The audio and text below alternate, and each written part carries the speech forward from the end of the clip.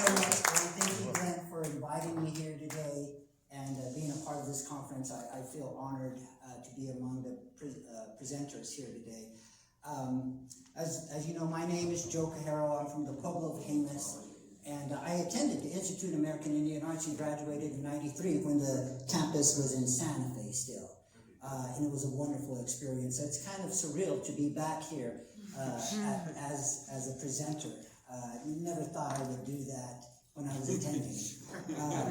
So it's a great pleasure to be here today. So consciousness expansion, male and female. That conversation came early in my career as I was beginning sculpting and creating bronze sculptures. I have a very traditional upbringing in my village of Jemez Pueblo. I experienced many ceremonies, sacred ceremonies.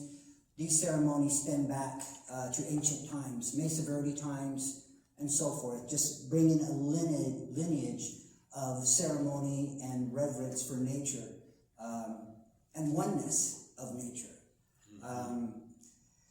I remember, how did this conversation start within me? That's the first question. And it kind of, I remember an interview of a country singer that had like 5 #1 song hits. And the interviewer said, well, how did you come to have so many great hits in music? And she said, well, I went through a divorce. So what we're talking about is loss in our life. No one escapes loss. Blessings, of course, yes, but loss, we all go through loss. And I went through a loss, and I went through a divorce, actually.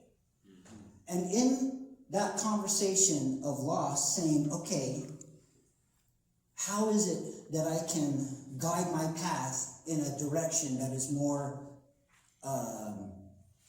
within the flow of my path? How is that happens? Well, I was guided to many authors of books and mentors, spiritual mentors. Some of them are mediums, psychics, some of them call. And I took this information, this download of spiritual information on walks into the ravines near my home in Placitas. And I sat and I prayed and I cried a lot of the times.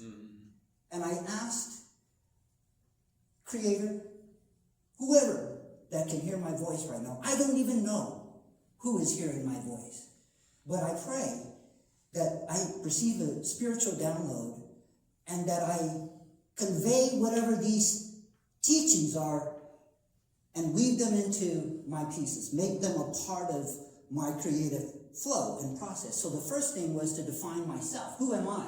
Masculinity is is the body that I take today. And so this piece, embodiment of prayer, was the first piece that came to me. And it was defining my spiritual being. The first thing I thought was, this information flows to me like this. So I thought about the flow coming down, open, like this. And then I thought about water, all its life-giving properties, and the flow of love, which is this pattern. And then I recognized the night sky and that we venture upwardly with wisdom to the next level of consciousness. So the night sky I placed here. But what grounds me is ceremony and the ancient teachings of our forefathers, our grandmothers. Petra, my great-grandmother Petra, was the one who taught me how to pray in my native language. I knew how to pray based upon Catholicism, Catholic prayers, and so forth, but I said, Grandma, how do we pray in our native language? So she was a great inspiration. She was the great wisdom bringer to me when I was 12, 13 years old. So prayer, the altar steps. The small was for the prayers of youth, because I learned how to pray when I was around 12 or 13. Taught by my grandmother. So this is the altar step that represented her. This is the altar step that represented me. These are the altar steps that are in our kivas, our ceremonial rooms. But not just there. This is a ceremonial room. This space is our kiva right now. Anywhere is a ceremonial place. These circles represent the spirits that are now with us.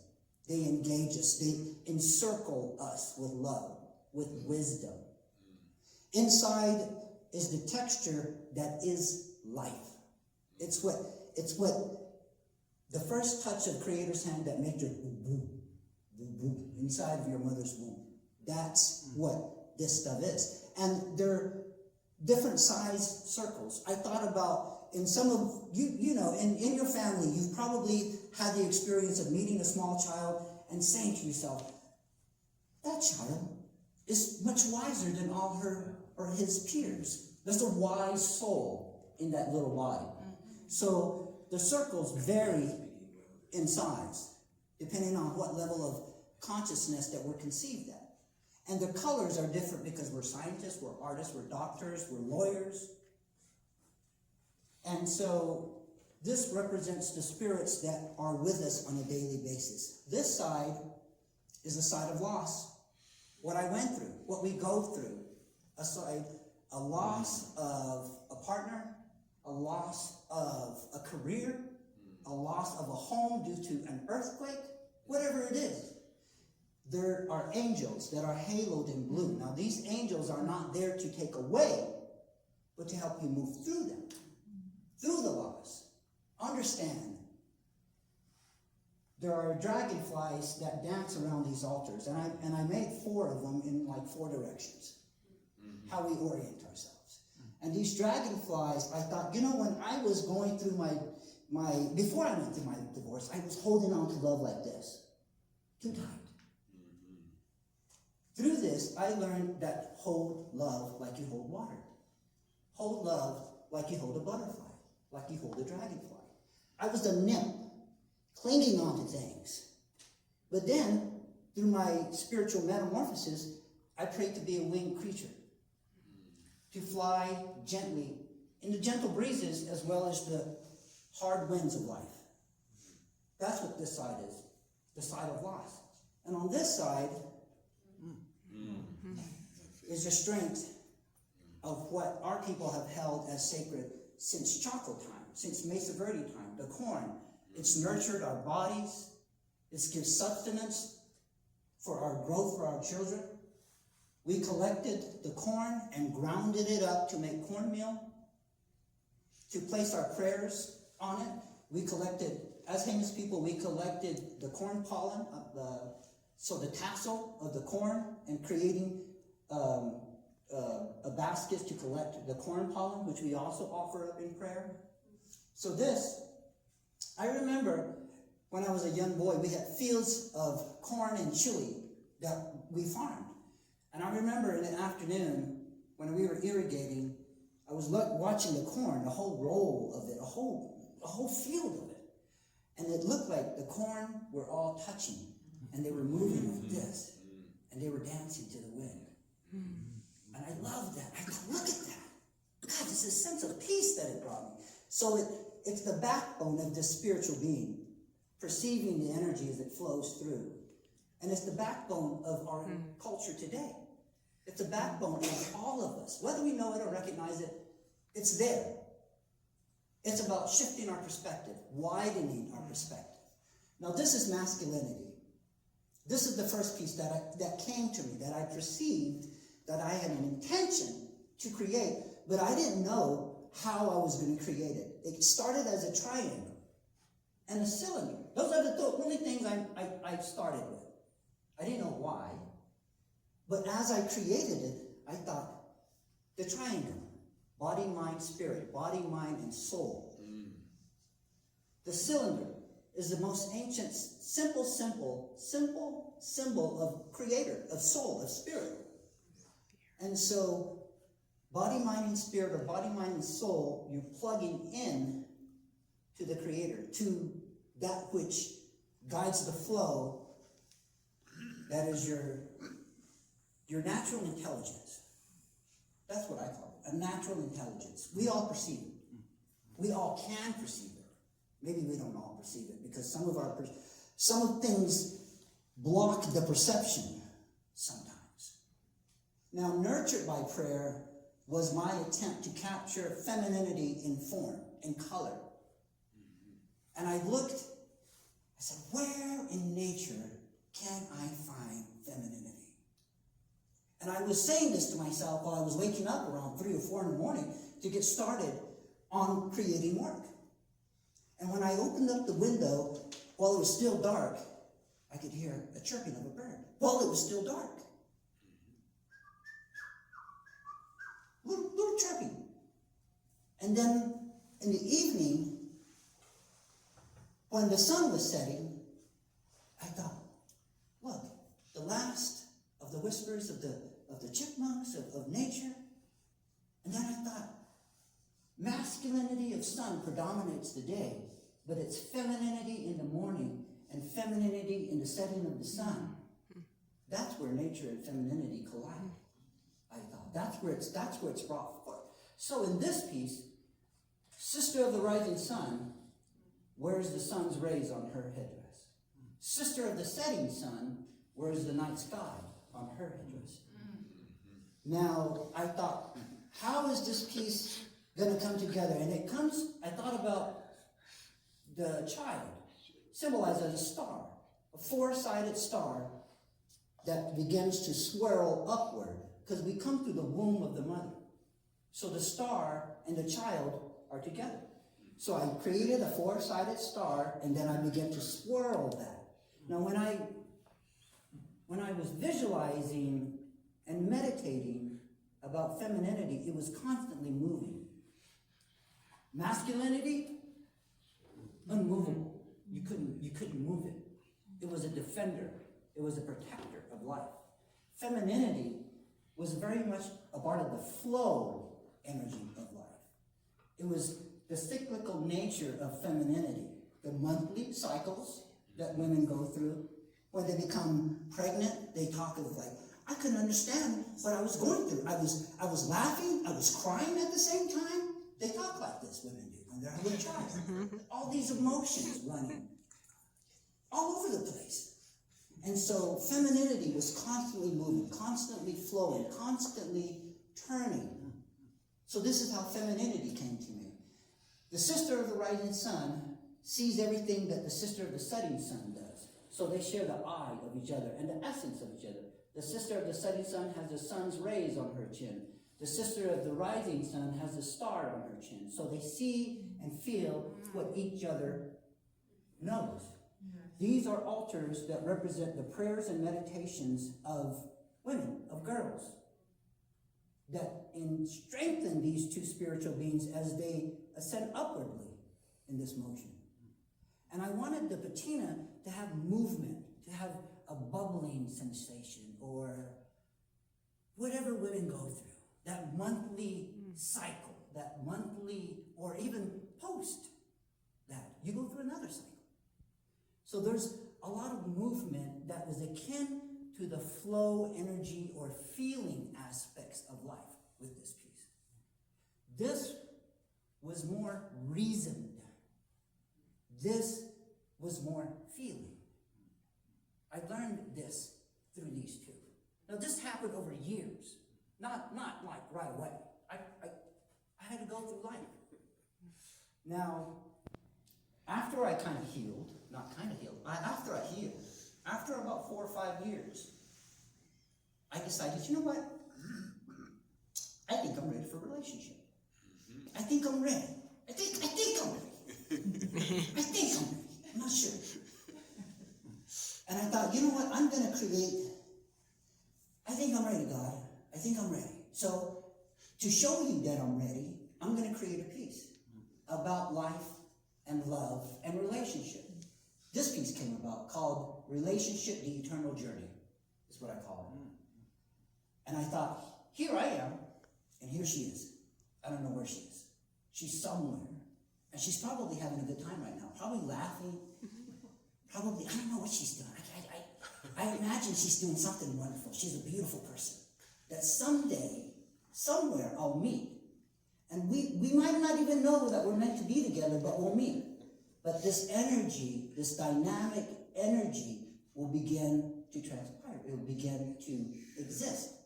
And this captures them at their first meeting. Now, what's important about this piece is male, I use dragonfly, female, I use the butterfly. But relationship is right there. Something other than what the two are.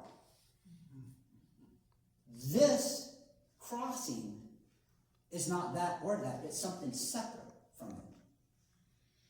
That has a life of its own. It brings wisdom to those that participate in a balanced way. This right here, the steps, and this represents your conversation with Spirit. Be it prayer, be it a dream, whatever you call it. And that's on each side of the piece. On this side is the physical manifestation. Again, the dragonfly is male, the butterfly is female. In the realm of spirit, the moon is feminine and the sun is masculine. The realm of intention. In the realm of intention, I put butterflies for the female who's going to experience the body of a female, and I put dragonflies on the side of the male who's going to experience a male's body. And here they are in that form. So what I learned about this piece was that there's something special, something beautiful, something that's not you or her that occurs, and that's relationship. The eternal journey part of the title is your relationship and understanding with Creator. As you reside as either female or male, is what I learned about this piece. Now, oneness came afterwards. This is oneness. And oneness, I thought to myself, I believe that I resided as a male and as a female in past lives. My own personal belief. I believe that that energy still resides within me. Both reside within me, I thought. And I thought, how did this come to be? How is it that we individuated from the source to participate in this thing that we call life? There must have been a yearning, I thought. A yearning to experience more of what we are, which is the Creator's energy. That yearning must have had a movement. And the more that we begin to be conscious while we're still in the oneness, the more that desire gained momentum. And it gained momentum, and it spun faster and faster and faster, and then it individuated from the source energy, holding the energy of the male, which is halo blue right here, and the female, which is halo magenta.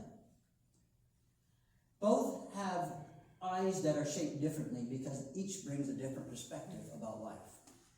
With the male, I have the warrior markings, and with the female, I did not put any markings because she's a bringer of life, as we mentioned here, with nurtured by her. She's a bringer of life.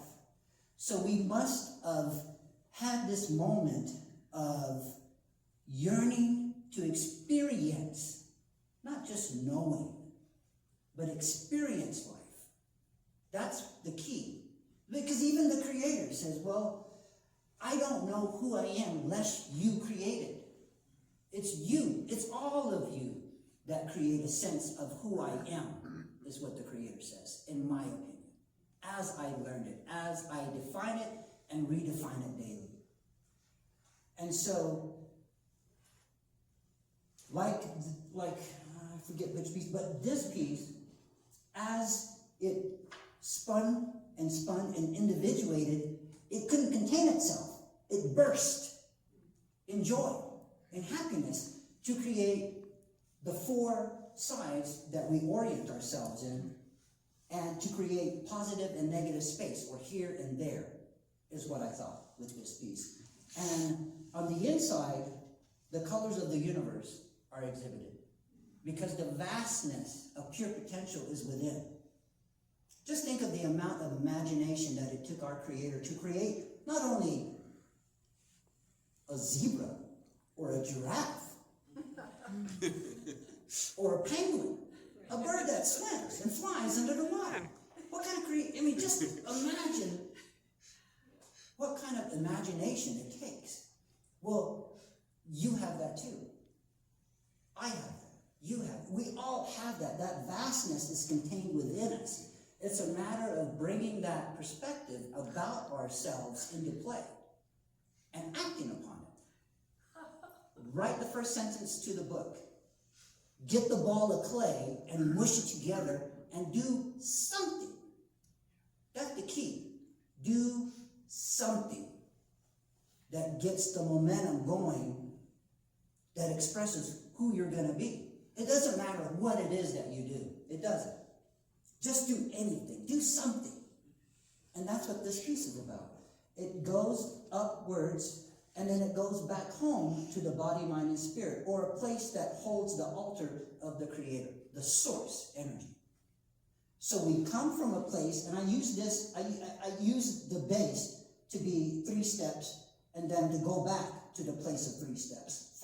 So from that place of oneness with the Creator, through the yearning to express ourselves, we create the movement that begins to be the process of our life unfolding.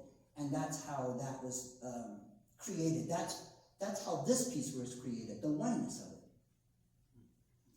There's altars on their faces. These altars represent multiple lives, multiple lifetimes, experience as a female, experience as a male. So this is almost like the macro and the micro soul of the universe, in my own personal opinion. I can see it that way. It's the soul of the world, and it's your unique soul as well. That's how I see it. And so we're talking about consciousness expansion.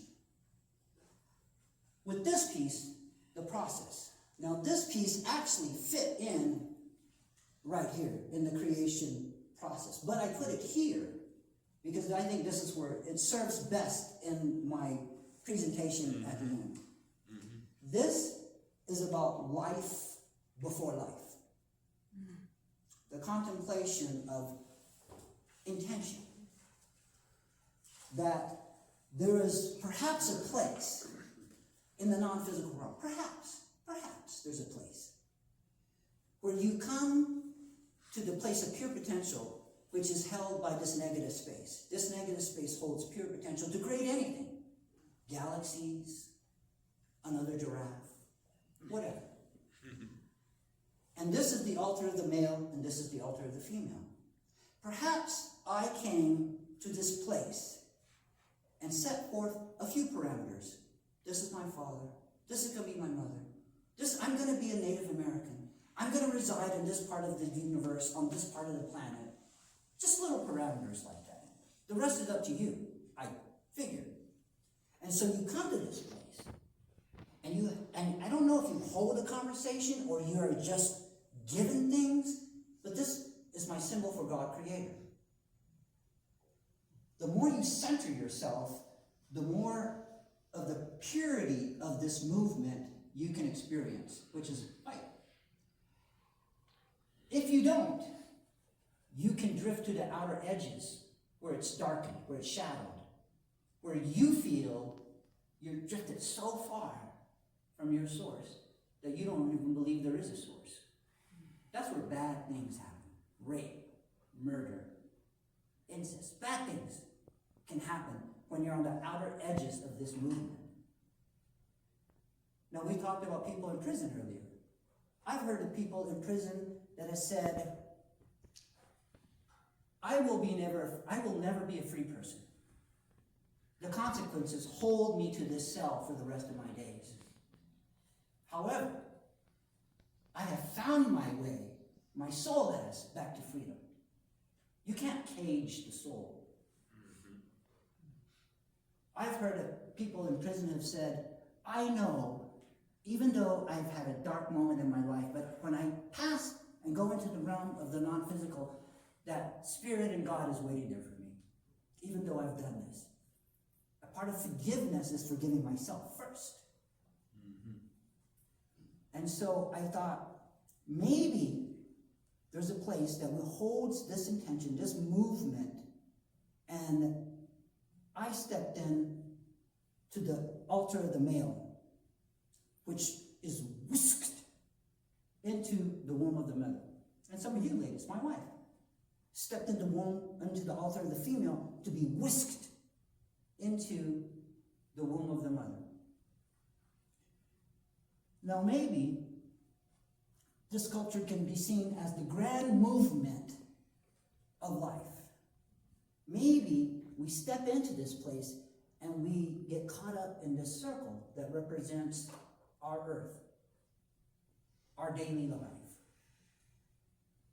But the grand movement of the whole thing is there. We can't see that though. This is all we see. But within this grand movement, there's the colors of the universe. There's the color of the rising sun, the setting sun. There's a little darkness to it because there's a mystery to this movement. Not all the answers to why are going to be answered here. It's just not going to happen. There's a certain acceptance that we have to understand that there is mystery to life, and it's meant to be that way. There is mystery. And we should accept that. That not all these questions are going to be answered until we cross over into the other side. Then, whatever your question is, will be showered with you, with love, with light. You'll be held with understanding. Maybe here we are, we're moving through life, and this is the pinnacle moment of our lives. This is the place where we feel our best, the most success, the most vigor about life. And then we meet that peak, and then we go on the downslope. My father-in-law is living beautifully and comfortably with us at 97 years old. He's a very healthy, very cognizant 97-year-old. He's a beautiful example of patience, of tolerance, of peace, of living life in a way like water flowing off the back of a duck. It flows. He's able to turn the page really quite easily in sadness and in loss. It's amazing to see him. He's a fantastic example of how to be at 97. I would love to be like him. He's a great inspiration to me in that way. And so expanding our consciousness and diversifying our perspective is what I've experienced in this process of embodiment of prayer, of nurtured by prayer, of relationship, the eternal journey, and then the oneness of our soul that holds both masculine and feminine together in balance. I wouldn't be the person that I am without my wife's influences. And she's influenced me so dramatically. She participated in the creating of this piece. It was only up to here in my studio, and it resided like that for about a year.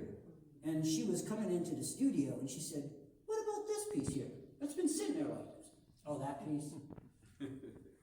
I think I'm just going to pummel it down back into a ball of clay." She said, "What?" "Well, tell me about it." "Well, it's I wanted to do a piece about love and dedication of love so that I will find love someday."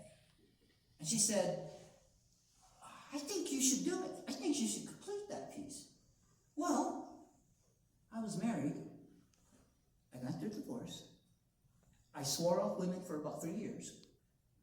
And then I found an open place in my heart for relationship again. And now we're best friends. And our best friendship is now returning into a romantic relationship.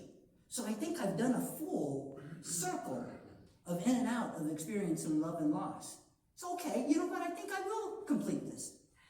So if it weren't for Althea, that piece probably wouldn't exist. It probably would have been pummeled down back into a ball. So is one consciousness more favorable than another? No, I don't think so. Should today's society and consciousness, should they do more of a blending of the two consciousness? Yes, I believe so. I believe this because of what I've learned as a result of my relationship with my wife. I'm a more balanced person. I'm a gentler person. I'm a more compassionate, understanding person. I understand that life is about serving. What is your service? Who do you serve and how do you serve? It was fascinating that you serve people who are in prison. I go now, I'm going back and forth to my parents, and I help with my parents, taking care of them. My younger sister has a mild spinal bifida. She can't do things that you and I take for granted. I will park on the far side of a parking lot just to walk clear across the parking lot to say, thank you, God. Look at me. Thank you. So, in this way, in creating these pieces, I have said, Lord, please, God, Creator, may these pieces serve somebody else, somewhere, anywhere. When they fall upon, when their eyes come upon these, and when they read about my pieces, wherever they're at in their life, whatever situation that they may be held in, may these pieces somehow serve them in a greater way of expansion, of knowing a little bit more of truth, whatever that is, because each one of us has a truth that's unique and purposeful and beautiful and should be shared within the expansion of your arms. Who do you touch? Touch those people first, and let those people touch somebody. That's how we change this world. That's how we change the consciousness of this life. That's how we change the consciousness of these leaders that oppose themselves so greatly. There is a oneness to life that our ancestors showed us. They showed us the way. They showed you the way. All of that has gone muggy. All of that is in a haze. Hopefully, some clarity today among us. We can establish this. We can speak about it. And so I hope today that my conversation with you has led you to maybe open up to a little bit more of a cultural perspective, my culture, the Pueblo life, and how I've been taught, how I perceive things. And this is my personal truth. I don't speak for the people of Jemez. I don't speak for the Pueblo people of New Mexico. I come from there. I'm rooted there. That's where I stem from. But I speak just from my heart, my soul. Thank you so much for giving me your time today.